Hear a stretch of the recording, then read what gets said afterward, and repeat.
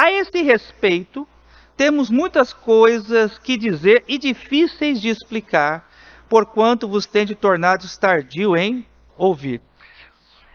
Mais uma vez a gente destaca aqui o lamento de um pastor. E eu falo como pastor que não há nada mais decepcionante, mais triste, do que você querer ensinar uma igreja novas verdades, ensinar a igreja, transmitir à igreja novo conhecimento, mas você não pode. E por que você não pode? Porque a igreja não está pronta para receber. Tem que ficar repetindo as mesmas coisas, instruindo as mesmas coisas.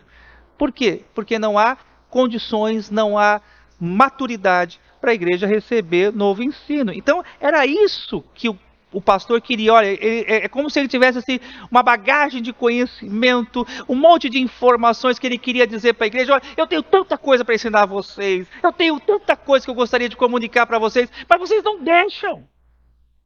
Porque vocês ainda continuam como crianças, vocês são imaturos. Quem tem filho pequeno, ou quem já teve filho pequeno como eu, sabe que com criança a gente tem que ficar repetindo a mesma coisa sempre, não é verdade? Não faz isso.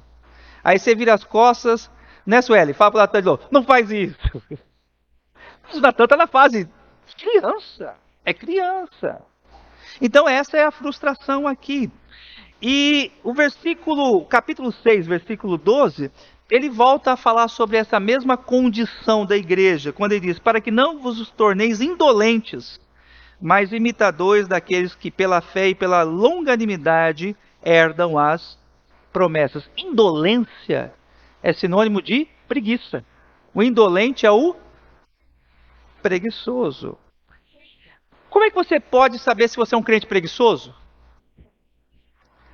Quais são os sintomas que ajudam a nos identificar como um crente preguiçoso? Primeiro, um crente preguiçoso é uma pessoa de pouca oração.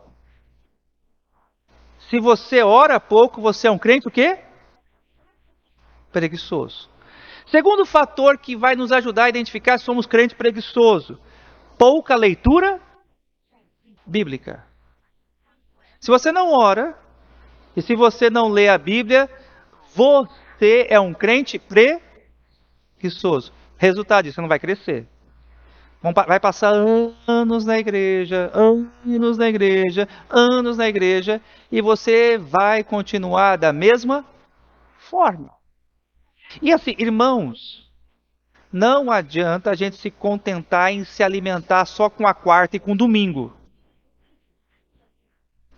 Experimenta levar uma vida assim. Come apenas 2 vezes por semana. Temos 7 dias por semana. Se alimenta 2 vezes da semana para você ver a situação que você vai ficar.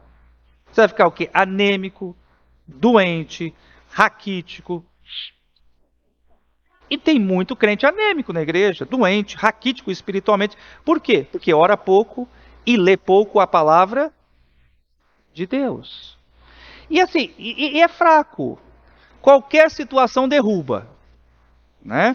Então passa por um problema, ai pastor, ai não vou mais para a igreja, ai estou cansado, ai estou abatido, eu estou desistindo. Por quê? Porque não se alimenta, é fraco espiritualmente. Um outro sintoma de uma vida preguiçosa, a ausência de luta contra o pecado. Então a vida cristã, ela é uma contínua guerra. E a maturidade cristã, ela vai ser definida pela nossa predisposição em lutarmos contra o pecado, em buscarmos uma vida de santidade. Crente maduro reconhece os seus pecados, assume os seus pecados, não busca se justificar dos seus pecados, mas caminha em santidade. Caminha buscando obediência na palavra de Deus. Quarto aspecto aqui, na indisposição de vir à igreja. Então, o crente preguiçoso está sempre cansado para vir à igreja. Está sempre indisposto de vir à igreja. Não tem vontade, não tem prazer. Por consequência disso, também não vai crescer. E por último, o último sintoma aqui da indolência ou da preguiça é a indisposição em se envolver no trabalho cristão. E a gente está vivendo, infelizmente, uma cultura dessa, né? Muitas pessoas querem vir à igreja, mas não querem se envolver. E como eu tenho ouvido isso? atualmente. Pastor, eu gosto da igreja, gosto do culto, gosto das músicas, gosto da liturgia da igreja. Tudo é muito organizado, né, pastor? Vocês estão de parabéns. Mas, ó, pastor, eu estou vindo para a igreja, mas eu não quero me envolver. Aí eu falo, ó, você não serve para a igreja. Porque a vida cristã é trabalho. A vida cristã é envolvimento. A vida cristã é serviço. Então nós precisamos entender que nós crescemos também à medida em que nós nos comprometemos com a causa de Deus. Nós crescemos à medida em que nós nos dispomos a servir. Nós crescemos no nosso envolvimento com a obra de Deus. Envolvimento é fundamental para o nosso crescimento. Até deu uma boa frase aqui, né? Envolvimento é fundamental para o nosso crescimento. Crente que trabalha, crente que se envolve, cresce também espiritualmente. E uma vida cristã saudável, e a gente precisa compreender isso, se constrói com dois princípios. Primeiro princípio, esforço. Ninguém cresce espiritualmente se não suar a camisa, se não se esforçar. Por exemplo, qualquer pessoa que adota um estilo de vida saudável ou que começa a praticar exercícios físicos, essa pessoa precisa ter o quê? Disciplina. Né? Eu tenho irmãos aqui, por exemplo, o Pedro acorda quase 5:30 da manhã, né, Pedrinho? Para correr antes. Então, oi? 4:30.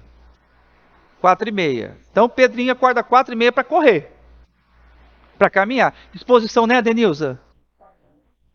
Mas é disciplina. Mas é disciplina. Então, só vai conseguir ter uma vida saudável quem tiver o quê? Disciplina, comprometimento. E a gente precisa entender, meus amados irmãos, que a vida cristã é uma luta contra a nossa própria natureza. E chama sua atenção aqui. Lembremos que nós não temos uma predisposição natural para buscarmos as coisas de Deus. Não temos. A nossa predisposição natural é para não buscarmos a Deus.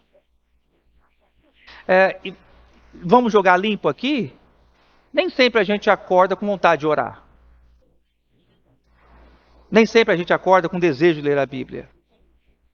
Mas o que nós precisamos fazer? Senhor, me dá força. Me dá disposição.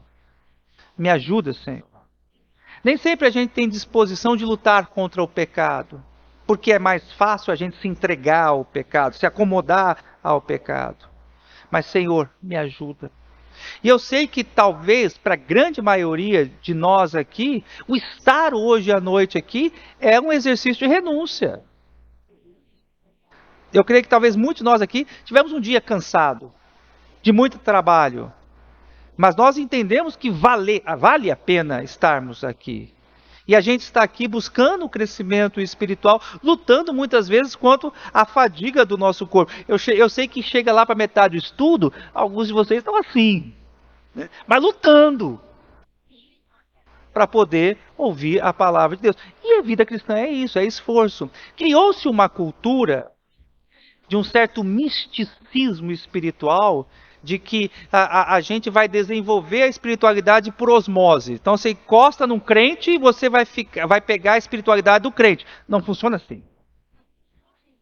Espiritualidade é disciplina, é esforço e dedicação.